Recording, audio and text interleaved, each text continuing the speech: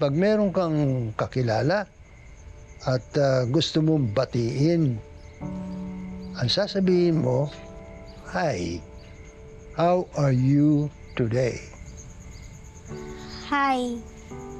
How How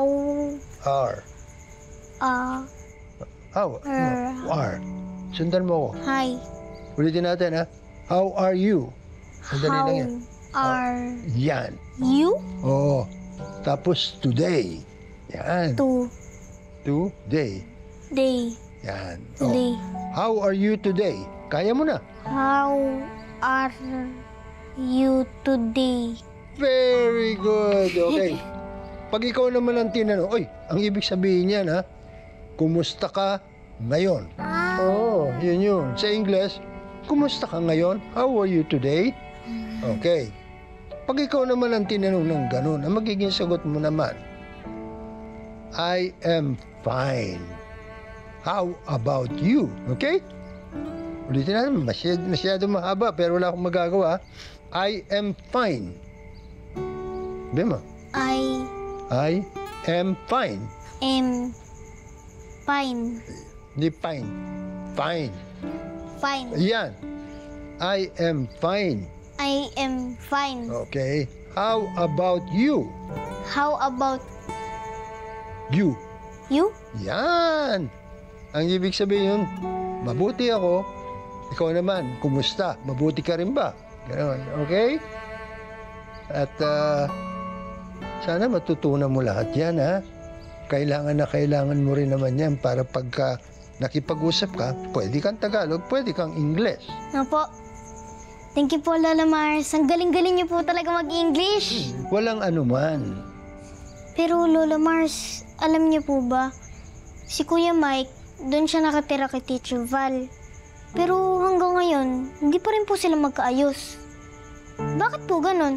Marahil si Mike, sinusubukan marahil niya, pero nanunumbalik yung nakaraan. So hindi tuluyan mapatawad ni Mike ang kanyang tatay. Kailan kaya mapapatawad si Teacher Val? Hindi niyo alam mo, ang sugat, merong mababaw at merong malalim. Ang ibig sabihin niyan, siyempre yung malalim, matagal bago gumaling. Baka yan na nangyayari sa kanila. Sana po magkaayos na sila para hindi na nalulungkot si Teacher Val. Sa tamang oras, mangyayari din ang dapat na mangyari. Teka nga, sana ba tayo, pinag-uusapan natin na naligaw na tuloy ako? I'm fine. How about you po?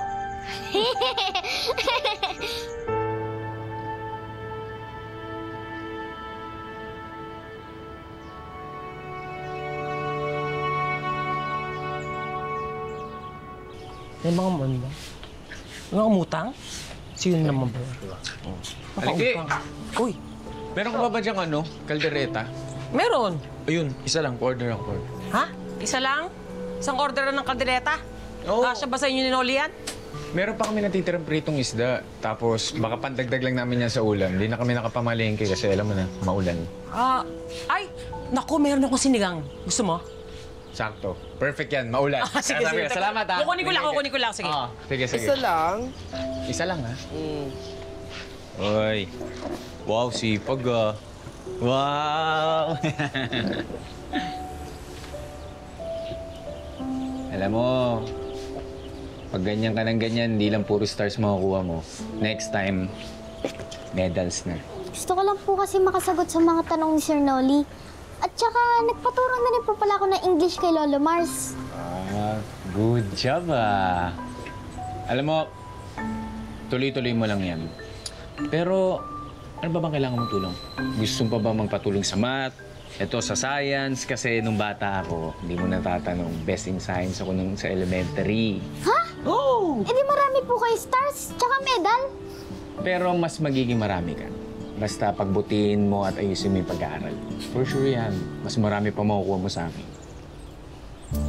Basta galingan mo dyan. Ilan na ba yung mga lapis mo? 3. Sumunang 4. Ilan pa gusto mo lapis?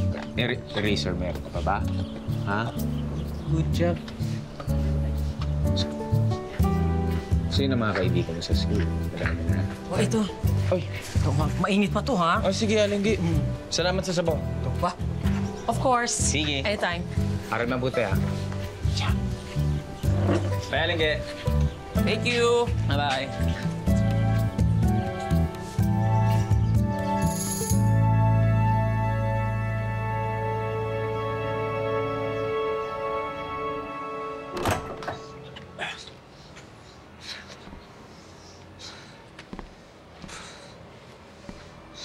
Buwisit na buhay ito.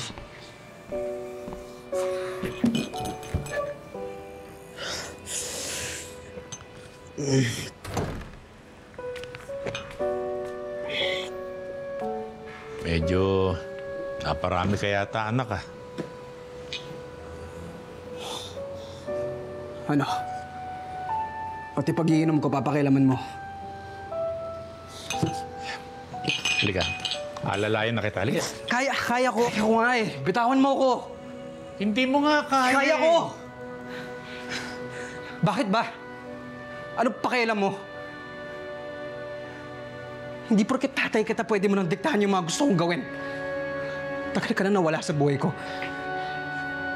Bakit ka pa kasi bumalik?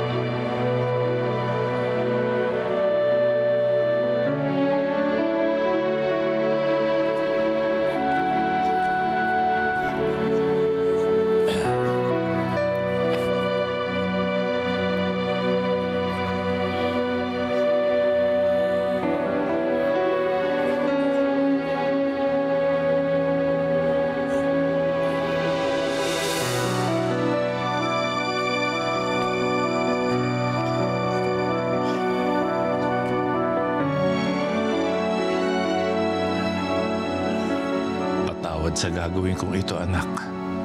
Gusto ko lang ibigay ngayon ang hindi ko naibigay sa iyo noon.